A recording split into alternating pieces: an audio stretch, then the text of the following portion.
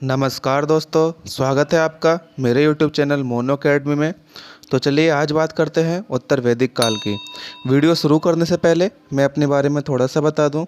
मैंने BTech mechanical engineering से की है और पोस्ट ग्रेजुएशन में हिस्ट्री, और 2018 के असिस्टेंट कमांडेंट के इंटरव्यू में बैठा हूं।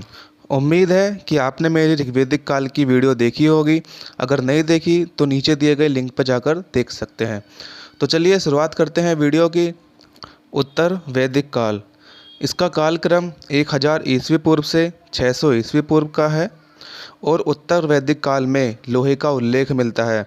मैंने आपको कल की वीडियो में बताया था कि ऋग्वैदिक काल में लोहे का उल्लेख नहीं मिलता है।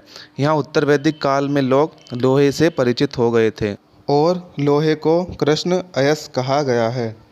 उत्तर वैदिक काल में आते आते गोत्र प्रथा की स्थापना हो चुकी थी, लेकिन गोत्र प्रथा का सर्वप्रथम उल्लेख ऋग्वैदिक काल में मिलता है और उत्तर वैदिक काल में 10 जनपद का भी उल्लेख मिलता है। अब बात करते हैं उत्तर वैदिक काल में अर्थव्यवस्था की। इस काल में आते आते कृषि महत्वपूर्ण हो गई थी।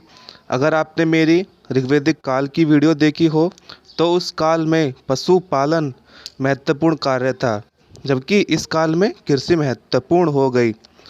इस काल में बलि अनिवार्य कार्य हो गया। इसका मतलब है कि यज्ञों में पशुओं की बलि दी जाने लगी। इस काल में जौ के साथ साथ गेहूँ और चावल भी खाने में आ गए थे। जौ को यव कहा गया है, गेहूँ को गोधूम, चावल को व्रीहि। अब बात करते हैं उत्तर वैदिक कालीन समाज की।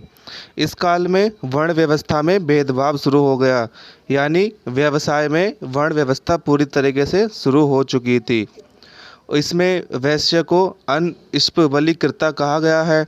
अनस्पवलीकृता का मतलब है दूसरों को कर देने वाला, और शूद्रों को अनइष्य प्रेरर्थ कहा गया है। इस काल में आते आते महिलाओं की स्थिति में गिरावट आनी शुरू हो गई।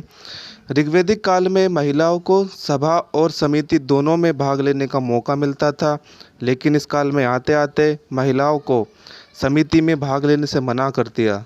तो चलिए अब बात करते हैं उत्तर वैदिक कालीन धर्म की। उत्तर वैदिक काल में इंद्र के स्थान पर प्रजापति सर्वोच्च भगवान हो गए। उनके साथ साथ ही विष्णु एवं शिव के अवतार रुद्र की महत्ता बढ़ गई थी, जबकि ऋग्वैदिक काल में इंद्र सर्वोच्च देवता थे। चूँकि उत्तर वैदिक काल में यज्ञों की महत्ता अधिक बढ़ गई थी, इसलिए इस काल में मंत्रोच्चारण की भी महत्ता बढ़ गई थी। उत्तर वैदिक काल के महत्वपूर्ण पॉइंट यहीं समाप्त होते हैं। इसका मतलब ये नहीं है कि उत्तर वैदिक काल में केवल इतना ही है। अभी आपको उत्तर वैदिक काल में कौन से औजार हथियार वहाँ के लोग यूज करते थे, वहाँ पर कौन से बर्तन पाए गए, ये भी जानना है। लेकिन इन सबको मैं कंपाइल करके एक साथ अलग से वीडियो बना दूंगा, जो ऋग्वैदिक काल और उत्तर वैदिक काल दोनों का होगा। वीडियो को अंत तक देखने के लिए आपका बहुत बहुत धन्यवाद। और अगर आपने अभी तक मेरे चैनल को सब्सक्राइब नहीं किया है तो उसे सब्सक्राइब अवश्य करें और बेल आइकन दबाना ना भूलें, जिससे आपको मेरी लेटेस्ट नोटिफिकेशन की जानकारी पहुंचती रहे।